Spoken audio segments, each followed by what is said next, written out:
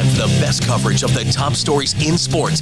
The Sports Wrap with Jason Page starts now. Indeed. Great to have you with us on this Friday edition of the show. A lot to do over the next 60 minutes. We've got our friend Tino Patino dropping in to talk NASCAR because there's an all-star race this weekend in North Wilkesboro, so we'll get into that with him. What do they do in an all-star race? Is it like the NBA and NHL where nobody touches each other and they just let each other race around the track and there's no bumping and no crashes or anything like that? I want to find out. We're going to talk about it with him coming up a little later on in the show. Bruce Beck will hang out with us about 20 minutes from now. Get some thoughts with him on what is going to be an epic weekend in New York sports. I mean, you've got Yankees-Mets, with Juan Soto returning to the Bronx to take on his former Yankee mates. Granted, they were only his mates for 1 year, but still a lot of animosity there. Plus the Knicks and Celtics squaring off on Friday night in Game 6 at Madison Square Garden. There is a whole bunch to get to, and we started out in the NBA. And we have a special guest host on the show. That is not Sam Yarnell. Unless Sam Yarnell changed drastically overnight. That is not Sam Yarnell, ladies and gentlemen. Sam got a lot more handsome. I would agree. That is Robert Littal, who normally joins us on Friday for his weekly segment, but Sam is off. He's moving today. So he said, Sam, take the day off. And Robert Littal is hanging out with us, guest co-hosting, sitting in the B chair with me, and so thrilled to have you hanging out with us. So we appreciate it. He's the founder of Black Sports Online. Robert Littal hanging out with us for the show today. All right, and that means he's extra prepared to talk about the NBA because he was watching with the rest of us last night. As the Nuggets forced a Game 7, they gave us what we wanted, Robert. We get a Game 7 between the Thunder and the Nuggets. It felt like that was the only way this series could actually wind up. This felt like the series that had to go 7 games when you really watched it from the start between these two teams. Yeah, it's something I feel two ways about it. In the one way, I feel like, man, what the Nuggets, what they've done since firing Mike Maloney Amazing. and Calvin Booth is a bit of a miracle. The Clippers were the hottest team in the league when they came into the playoffs, and they dispatched them in 7. 68 wins for OKC, and OKC is going life and death with them. On top of that, Jamal Murray has been sick for a while. Michael Porter Jr.'s shoulder is falling off. They have no bench. Now Aaron Gordon's hamstring. It's, in that regard, like, man, what a gritty team, and what does that say about, Jokic as being the leader of their team? But on the flip side of it, I'm like, man, if Mike Malone and Calvin Booth would have just got along and maybe got a vet, I didn't even mention the Russell Westbrook experience, maybe, got one more player for that bench. The way the playoffs are shaping up now, man, it's really open for anybody to win the championship. But I just don't know if they have enough in the tank to pull this off in the Game 7. I'll tell you right now, if they get through this series, they have as good a shot as anybody. I mean, to win a championship. I mean, and quite frankly, I think any of the teams that remain right now in this thing have a shot to win a championship. And you're right. I mean, they've gotten nothing from the bench. I mean, last night, Julian Strawther gave them a huge boost with 15 off the bench in 20 minutes because that was about all they were getting last night. And if you look at the difference between what they got in Game 5 of this series and Game 6, where it was basically just Murray and Jokic, and last night, Braun gave him 20. Braun gave him 23. I mean, Porter's out there, and I give him all the credit in the world for being out there and giving everything he can. But he is just a shell of himself. He can't shoot a jump shot. I mean, I know he was 4 of 9 last night, but the game before, he took 2 of the biggest shots in the game, and he's got no shot of making them, especially late in the game. I mean, that shoulder is Swiss cheese. He can't even lift his arm up above his shoulder. But I wonder what it says, good, bad, or indifferent about this Thunder team. They went through the experience last year, and they weren't able to get over the hump. What would it say if they're not able to get over the hump for a second straight year? And what they're going to have to go and do in the offseason. Now, we're going to find out on Sunday when we come back on the air on Monday with the show. We'll see, sort of where this thing is, and maybe they do get through it. And if they do, maybe that does propel them to be able to be a championship team. And we're basically walking that high wire of them being potentially still a championship team or being another disappointment with all these wins they had this year. Yeah, I think, through the history of the NBA, no matter how good you are, you kind of have to go through something like this.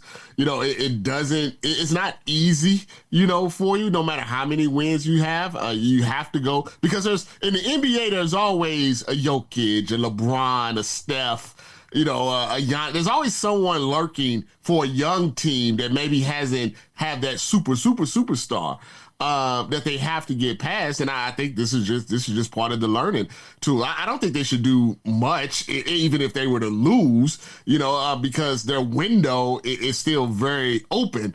But when you have opportunities, you never know when they might come around again, because, as you can say, Golden State has learned, one pulled hamstring changes the outlook, or Boston, one Achilles changes the entire outlook of your opportunity. I'll tell you the one thing they got to do in Oklahoma City. And I think it's the one thing that's going to keep them from winning a championship. They have to improve their 3-point shooting.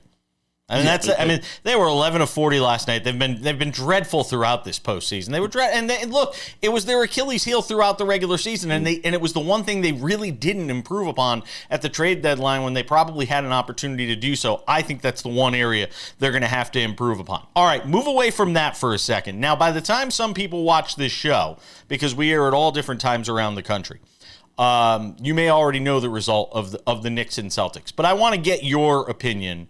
Do the Knicks wrap it up on Friday night at Madison Square Garden, or are we going to a Game 7? Because I think if we wind up with a Game 7 in Boston this weekend, the Knicks are cooked. I think they have to win it tonight at Madison Square Garden. Yeah, I wouldn't be shocked if the Celtics won. I think this is a product of what happens when you have a deep team, when you have all of these players, and that even if you lose someone like a Jason Tatum, you can plug it in. But I find it hard to believe that crowd is going to be insane. And I think the Knicks know exactly what is that they don't want to take a chance of having to go back to Boston. Game 7, anything, can happen. I look for them to get out fast and try to put this away, early. Because what happens when these teams get up 3-1, 3-2, the pressure actually is on the team to close out. And I think sometimes, and that's something you have to worry about with OKC. They're very young. And that pressure to know that you're the favorite, you're the one now that is expected to win. Can you handle that pressure? Yeah, well, we're going to find out. Knicks haven't been putting anybody away in this postseason. We'll see what happens.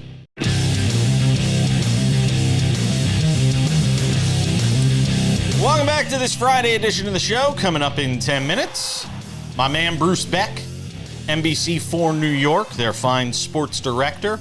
I always love getting perspective from him when it comes to anything New York sports, because he has lived it and breathed it for so many years.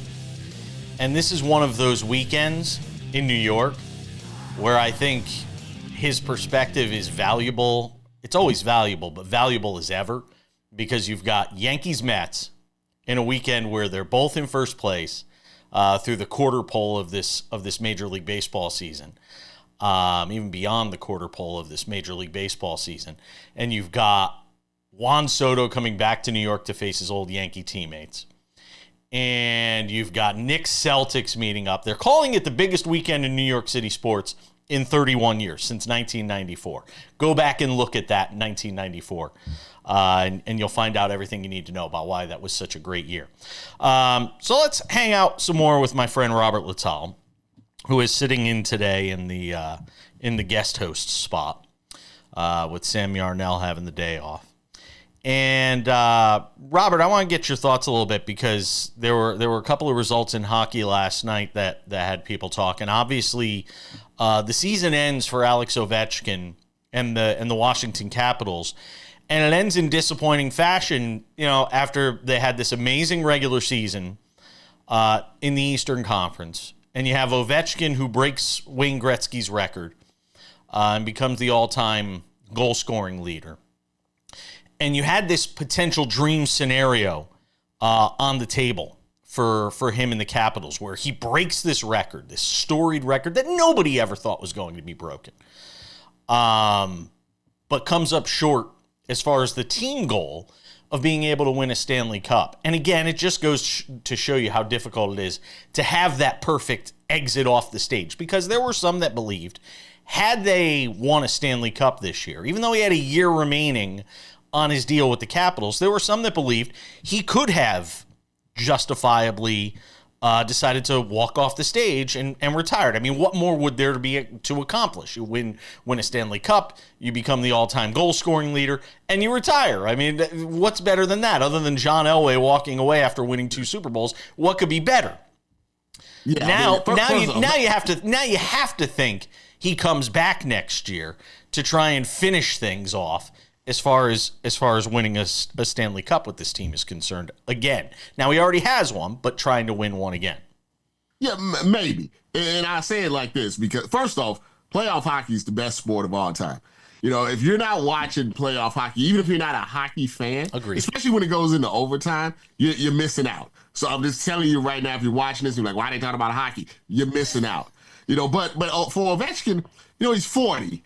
And I mean, he's accomplished everything that one can accomplish, you know, in the sport. He has that one championship, and that kind of puts him in that Dirk Nowitzki type of thing, a guy that's, you know, elite, and he had one magical season, but he didn't, you know, run them up. He didn't get multiple, which is kind of what puts you in that really, really rarefied air. I mean, but when you're 40 years old, and hockey is a tough sport, man, that's a lot of hits that he's taken over the years. It makes me wonder, you know, he has the goal record. Will he feel like, look, there's nothing more, you know, for me. I don't want to put my body through this again. Is it time to move on? I don't know. I mean, man, we saw Jaromir Jagr play. My God, I think Jaromir Jagr's still playing somewhere in some senior league somewhere. I mean, Jaromir Jagr feels like he wanted to play forever. Him and Sidney Crosby. And I thought Sidney Crosby, if you remember, Crosby used to get those concussions early in his career. Yeah. I thought his career was going to be like 4 or 5, maybe 6 years, and he's played for like 100 years too. Yeah. I mean, I guess in hockey, if you're good, you're good. But you know, it's like I said, it's a long grind, and he's been playing for a long time. I know he's $10 million is $10 million, and maybe you don't want to lose out on that. That's kind of what he's owed. When it's over, it's over. When it's over, it's over. The other thing, I mean, here's the other thing. I mean, he has a year left on his deal. Here's the other thing. He has 897 goals. If he plays 2 more full seasons and he's healthy, could he get to 1,000? That was the other thing. I theorized this early. Early, you know, when he got close to the record, I was like, man, could he if he got to 1,000, you know? I think we need three years. I mean, he scored 44 goals this year. But he was injured. He scored 44 in only 65 games. 65 games. Yeah, you're right. I think 3 years safe. Because here's the thing. What happens if he gets to like 990? You know, then he has to, you know, come back. You know, pulls a Fred McGriff and plays like, you know, a few games or something like that. Or Wade Boggs, who got to like 3,000 hits and then was like, peace out. Honestly, I never thought anybody would get to Gretzky's goal record. Now, if you really want a record that won't be broken, look at his assist. Look at Gretzky's assist. Nobody's within almost 1,000. Nobody's gonna tie. I mean, look, Wayne Gretzky's the great one, and there's never going to be a conversation. I wrote a column about this for MSNBC a while back, and I said, you know, nobody's arguing that Wayne Gretzky isn't still the greatest hockey player to ever live. We're just talking about greatest goal scorer of all time. And Gretzky probably could have had more goals if he had wanted. The thing was, he played with Mark Messier. I mean, he played alongside great players, so he had them to feed the puck to. You know, Alex Ovechkin didn't have those kinds of guys alongside him, so he had to score. Why he only has one Stanley Cup? It might be. The other thing to mention from last night, Winnipeg keeps its playoffs alive with a win at home. They beat Dallas, shut them out, as a matter of fact. Connor Hellebuyck actually showed up in net for a change because he has been dreadful. The problem is they were playing at home, so that's why Hellebuyck played well in net. He's been terrible on the road this entire postseason. It is the most confounding thing I have ever seen, that a professional, world-class hockey goaltender can be as bad as he has been in net in this postseason, it is just absolutely baffling to me. We've talked about it on this show ad nauseum with our friend Dennis Bernstein from the fourthperiod.com and SiriusXM NHL radio, how bad he has been in net. He's going to have to find a way to get through a Game 6 in Dallas. And if he can, and they get this thing back to a Game 7 in Winnipeg, obviously all bets are off. And there is nothing better in sports. You mentioned playoff hockey. There is nothing better in sports. Not just playoff hockey, but a Game 7 in playoff hockey, which the Florida Panthers are going to try to or I should say the Toronto Maple Leafs are going to try to force a Game 7. They're going to have to try and get a win in Florida against the Panthers in order to do that. We'll keep an eye on all the playoff hockey. We'll have it covered. Obviously, a full recap on Monday's show, and we'll have it covered throughout the remainder of this postseason. All right, stick around. We got more to do on the show. Bruce Beck, NBC4 New York, hangs out with us. We'll get some thoughts with him on what should be one of the wildest weekends in New York sports in quite some time.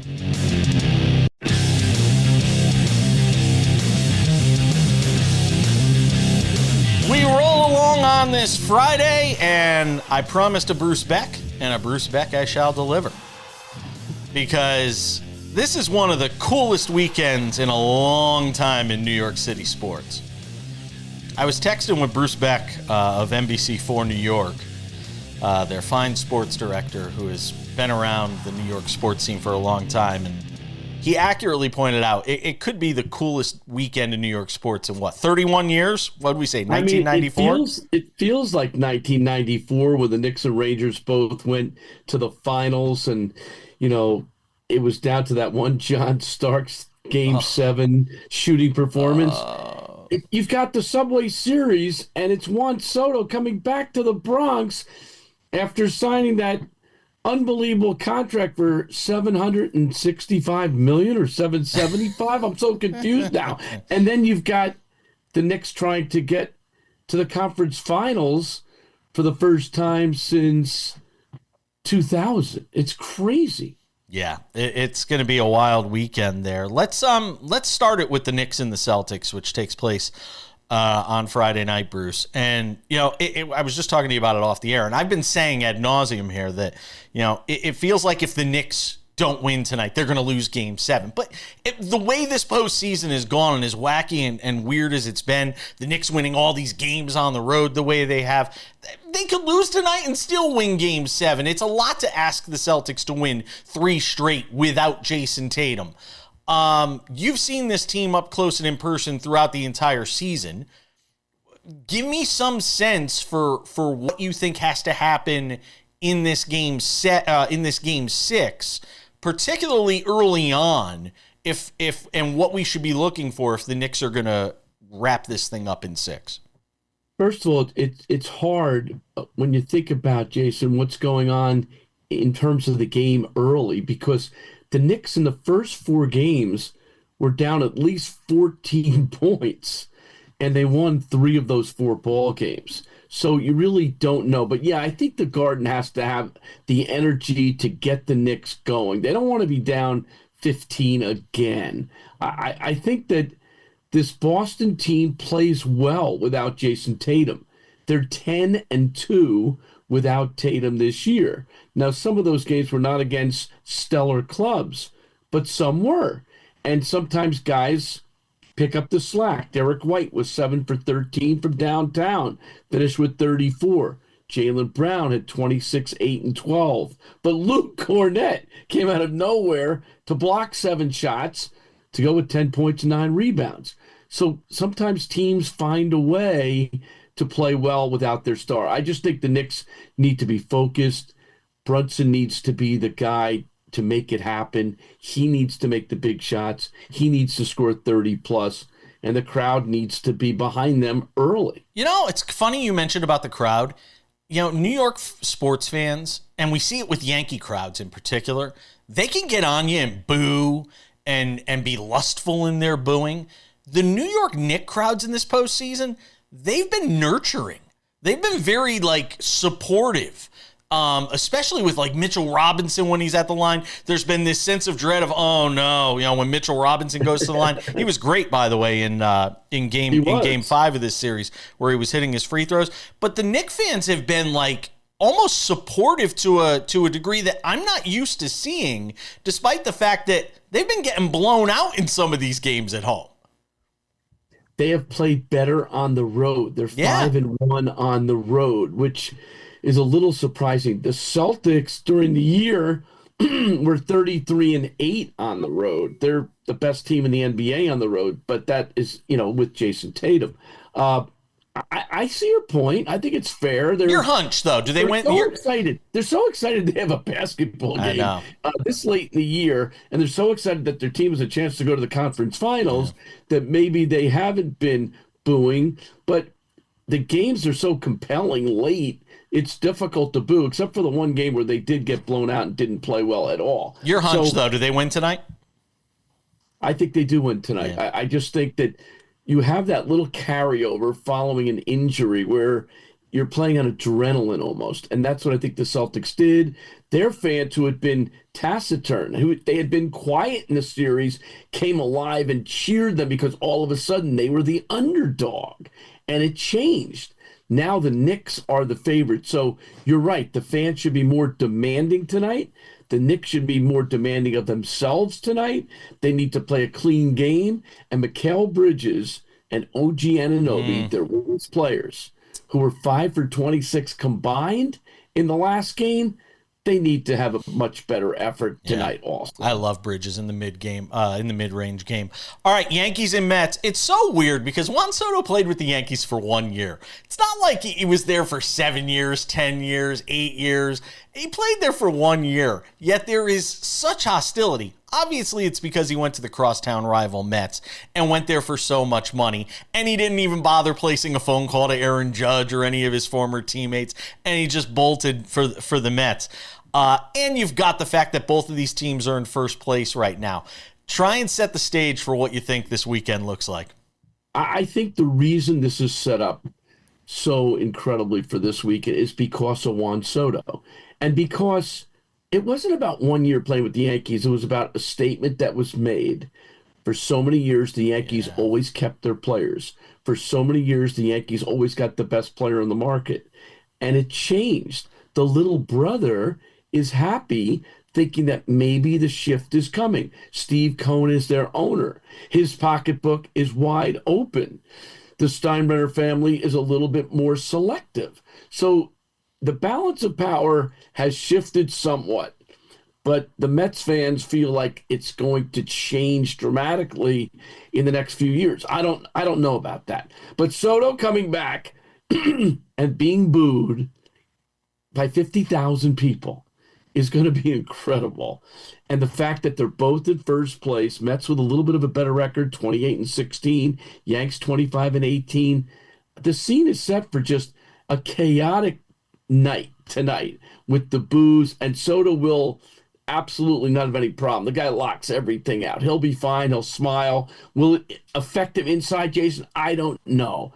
But that's your framework. It's the Mets becoming the big shot in town, Soto coming back to the Yankees as a visitor, and a sellout crowd for two first-place teams. Yeah, and I'll also say this. Him saying the better chance to win was with the Mets, I think that rubbed a lot of people the wrong way, too. Bruce Beck, NBC4 New York. Boy, you're going to have yourself a busy weekend out there. Enjoy it. It's going to be one of those special weekends in New York. Be well, my friend. I always appreciate you. Thanks, JP. I really appreciate it, too. We're coming back.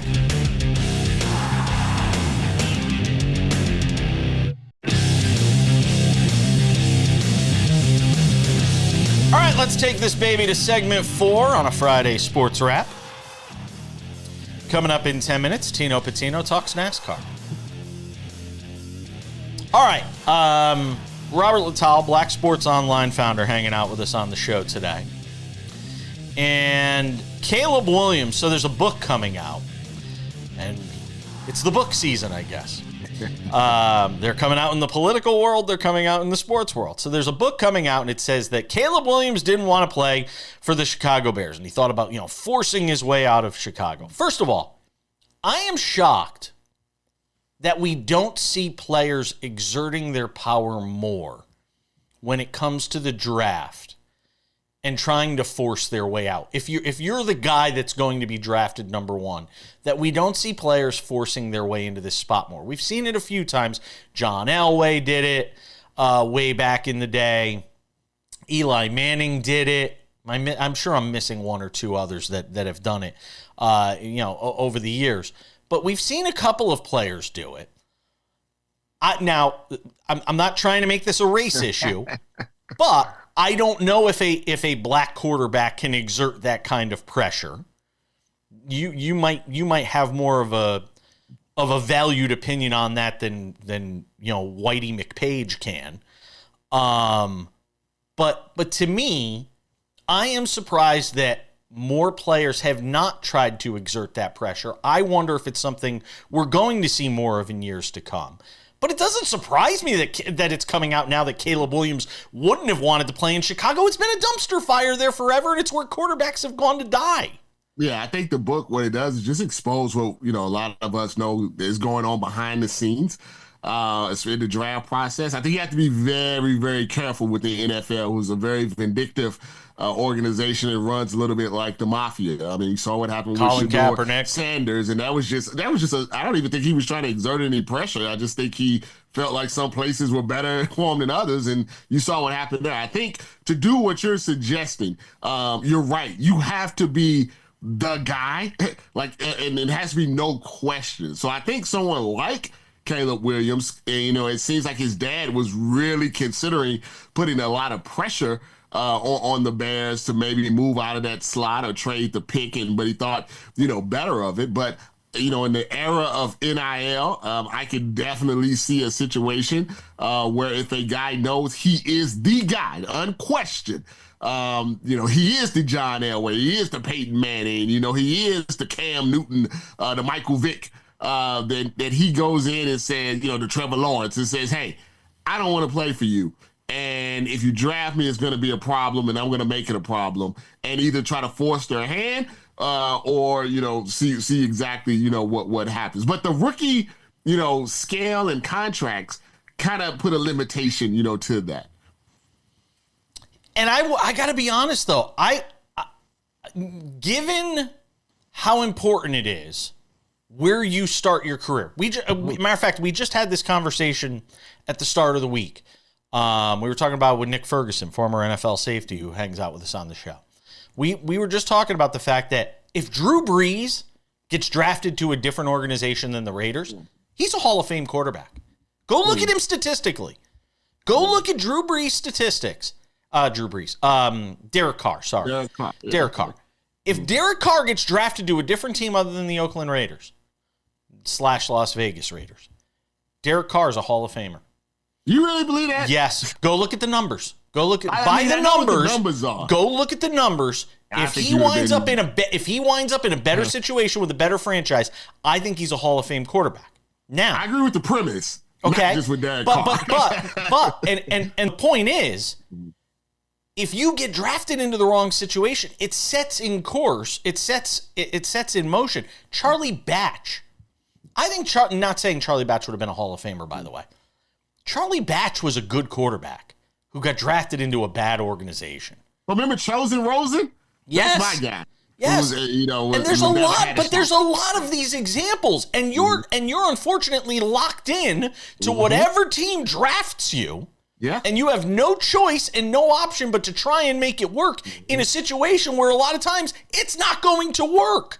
And it's different than, say, basketball, where your individual talents can uplift almost anything. If you're good at basketball, it doesn't necessarily matter where you're at. It's going to shine through. Whereas in the NFL, your system, your coach, the players, all of that has a lot to do. Now, you can elevate your team as a quarterback. We've seen that. But like you said, especially as a young quarterback, Tom Brady's not Tom Brady if he's not with Bill Belichick. it doesn't work out the same way. If Tom Brady's drafted in the 5th round by the Cleveland Browns, we never hear of him. Yeah. We never heard of him. He's selling cars on a lot right now in Akron. I don't think Bill Belichick has a 24-year-old girlfriend if he doesn't draft Tom Brady. Exactly. That's exactly right. So to me, it's so much about where you're drafted. So I think quarterbacks need to exert. I wouldn't have a problem if quarterbacks exert more pressure in those situations. In the final 60 seconds here, could I just say one thing? We had the schedule released this week. I have a lot of respect for a lot of the football pundits and reporters. And I know we've got to fill 24 hours, 7 days a week of time on some of these sports networks. But for the love of God, can we hold off on doing the win-loss stuff until we at least get into training camp in the NFL? The reason that it means nothing is because every year a bad team from last year ends up being good, and a good team from the previous year ends up being terrible. You know what I mean? So it's really, you can't predict anything based off of last year because, what if somebody gets injured or, what if the coach gets fired? You just can't do it. But like you said, I'd rather that than hot takes. Oh, my God. No, I'd rather a stupid hot take than somebody doing win-loss in May. We're coming back.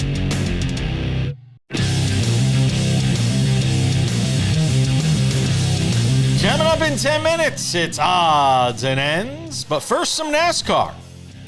You may have noticed on Monday's show, we didn't have our usual wraparound segment to talk about NASCAR, and that's because Monday was so insanely busy because of the weekend that we had to bump NASCAR. It's the first time this season we had to do it, but we had to do it. But that's okay, because Tino Patino is here, and he'll help us get caught up on everything else from the world of NASCAR. He, of course, from SiriusXM NASCAR Radio. You can catch him on the weekends there with all his betting advice when it comes to NASCAR on Tubi as well, and with us every Friday on the show. All right, Kyle Larson, a winner again for the 3rd time this season. He joins, Christopher Bell as the only 3-time winner this season in NASCAR. And Tino, not all 3-time winners this season are created equal. I think what Larson has done has been extremely impressive. It definitely has. I want to put things in perspective here as well with his win at Kansas last weekend. It was a perfect day. You can really say that what he did at Kansas, I know it may be crazy to say something like this, but I really look at that as similar to a perfect game in baseball. I know perfect games are hard to come by, but so are perfect days where he's able to sweep stage 1, 2, win the race. So we got max points there, which is 60 out of 60. Oh, but wait, one more bonus points for leading the fastest lap. That's max points possible. Pit crew executed. Larson continued to lead a lot of laps that day, 221, and ultimately just dominated. And to your point, he's winning, but in such a dominating fashion where it makes other people, scratch their heads. What could other drivers potentially do to beat him when he's and his team are this fast and this good each and every week? Can I ask you, just to sort of dovetail into this, because we're getting close to the Indy 500, is there something to be said for him sort of peaking right now as we get close to the Indy 500? I know it's a different type of racing. I know it's a different car. And I know he hasn't gotten that many laps in leading into this Indy 500 in that type of car. But is there something to be said for him sort of peaking at the right time heading into the Indy 500? I think it definitely can help him as himself, as Kyle Larson, as a driver. Like you mentioned, right? The cars, anything like that, the racing style, you got to throw all that out the window from going from NASCAR to IndyCar. And same thing, maybe there's some aspects of his aggressiveness that he can take over or any driving abilities like that. But same thing when he goes from sprint car to NASCAR, right in the dirt races there. I'm sure he changes his mindset. But for him, coming off of such a dominating performance, knowing he can leave NASCAR while on on top essentially for a race, but he's going to be trying to do both races. I think that's the big key here is he's already doing so much racing in the month of May. IndyCar practice and testing, NASCAR, we got the All-Star race. He's doing double duty there, be flying back and forth. I think that's big, the fact that he's already still dominating and still having to deal with both, areas of motorsport right now. Yeah, and it's going to be amazing to see if he can do what only one driver has ever done, and that's complete the double, which Tony Stewart did in 1999, and I'd certainly give him a chance to win the Indy 500 as well. All right, let's talk about the All-Star race this weekend. What makes this All-Star race at North Wilkesboro so special? The fact that it's at North Wilkesboro, I think bringing it back to a track where in 2019, it did not look anything like it does right now. They resurrected it, but that's the thing too. It's like they didn't do a full overhaul of the facility itself because it has so much, ties to NASCAR and it's the ground roots of racing. So they preserved it, but while maintaining it and making it better so that fans can come and watch and have a great experience at the racetrack. To me, I think that's a big thing that Dale Earnhardt Jr. worked on, and he and his team not only got it, ready for iRacing so people can run simulations, but here we are now, less than 5 years later, with another All-Star race at this track. All right, so Kyle Larson is your favorite at 5-1, Christopher Bell at 6-1, along with Denny Hamlin, then Ryan Blaney at plus 650, and William Byron at plus 800, then Joey Logano at plus 850. How do you handicap it?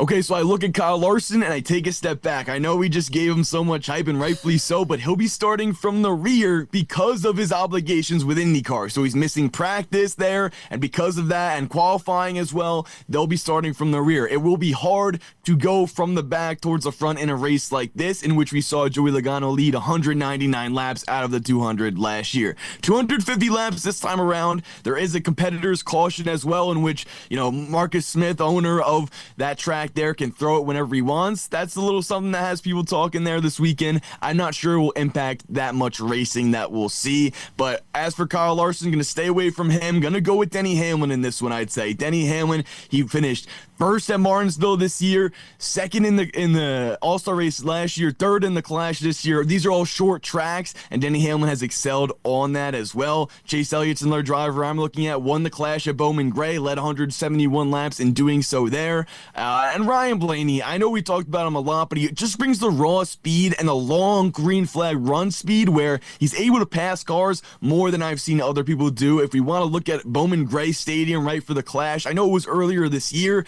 but it's very similar type of racetrack. Blaney went from last all the way up to second, almost getting a shot to win that race there. And another thing, too, I want to mention for the All-Star Open, you got to qualify into the All-Star race. Bubba Wallace will be racing in that one. He's plus 300 to win there.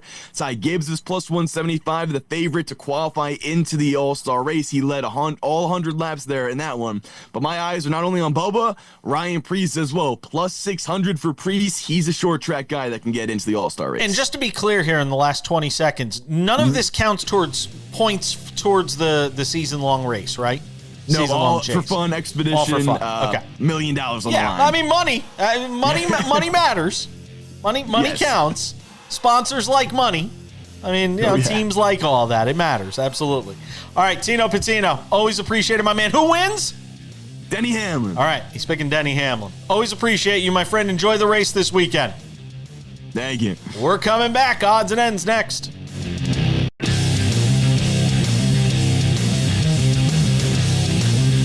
Welcome back. Just about time to put the wraps on this baby for a Friday. Some reminders. First of all, Sports Wrap weekends. On many of these same affiliates, we have a 30-minute wrap-up show. Everything you missed from the week that was, and a little extra. Make sure to check it out. And if it's not on this station, check your local listings for time and schedule. Could be on another station in your market. That is Sports Wrap Weekends. Sports Wrap with Jason Page, the podcast, available wherever you get your podcasts. Spotify, Apple Podcasts, YouTube Podcasts, iHeartRadio, TuneIn, Odyssey, Amazon, anywhere you get a podcast, you can listen to this show. Monday through Friday, available everywhere. Make sure and go and subscribe today. You can also watch us, in addition to all the affiliates we're on across the country, the U.S., Canada. You can also watch this show on Spotify, as well as on our new YouTube channel, the Sports Wrap with Jason Page YouTube channel. You can watch the show there, commercial-free, Monday through Friday. Go and subscribe to our YouTube channel. We also have Sports Wrap Shorts. Yes, clips from the show available every day, and clips not from the show. Sometimes we can't fit it all into an hour, and we have to take clips from the show and we put it there on our Sports Wrap with Jason Page YouTube channel. Go and check that out as well. Without any further delay, ladies and gentlemen, it's time for some odds and ends. Odds and ends, Robert Lital, Rafael Furcal. I did not have this on my bingo card for sports in the year 2025. Under arrest facing felony charges in South Florida because, hey, why not? Turned himself into Broward County Jail on Wednesday, released on bail a short time later, charged with aggravated battery with a deadly weapon and throwing a missile into a public or private dwelling or vehicle. Is there even a charge for such a thing? Is that a real thing? Of course, this is Florida, because if I was just looking for a random missile to throw into somebody's dwelling, of course, I would go to Florida. That's exactly where I would go. I'm sure you could just walk on South Beach, and if you turn the right corner, you can find someone selling a missile. You can't find fluoride in Florida anymore, but you'll be able to find a missile in Florida. Really? This is real? Sometimes, you got to let the people, you got to step out and let them know. And then you can get, but then you can get, know, but wait a second. Having a missile launch. But wait a second. Then you can get bail after you throw a missile? Like, bail isn't revoked? A decommissioned missile from Russia.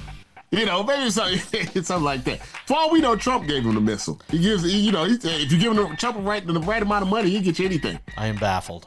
I never knew such a thing could possibly happen, but apparently it has only in Florida.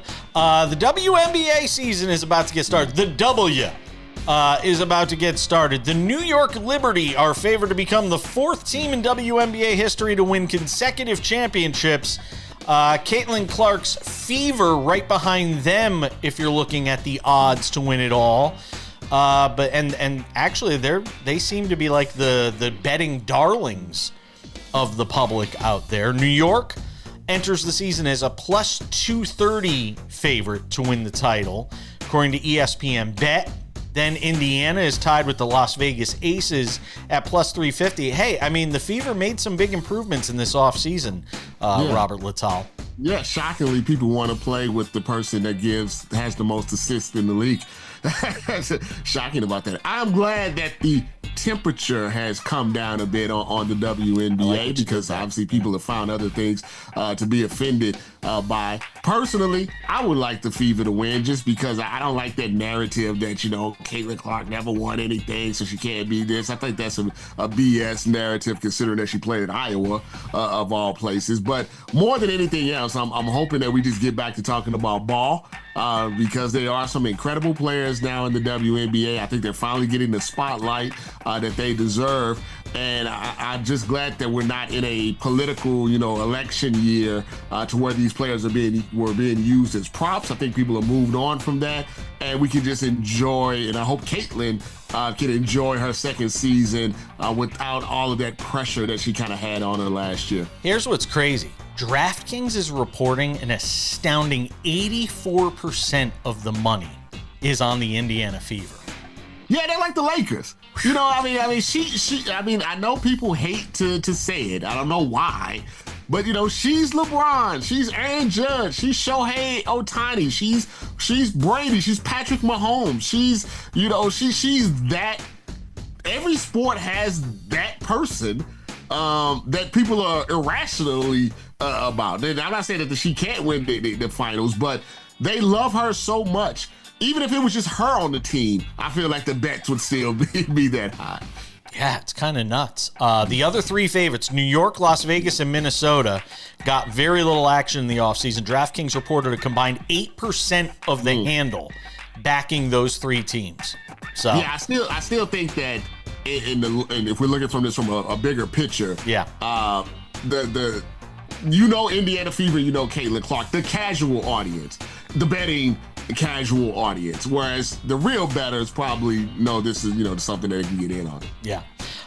Get in where you fit in, bet responsibly if you decide to do so when it comes to the WNBA. All right, that's going to do it for us. A wrap on this Friday edition of the show. Robert Littal, I got to say, speaking of fitting in, you fit in very well on this show, and I want to say thank you, and I appreciate you hanging out with us for the full hour. I appreciate you, giving me the opportunity, as always, to show off my limited talents in the world of sports and entertainment. Please, you did just fine. Thank you to Bruce Beck for hanging out with us on the show, Tino Patino as well. Enjoy Sports Wrap weekends, or we'll see you back here on Monday for an all-new edition of Sports Wrap. I'm Jason Page. Enjoy the weekend. We'll see you later.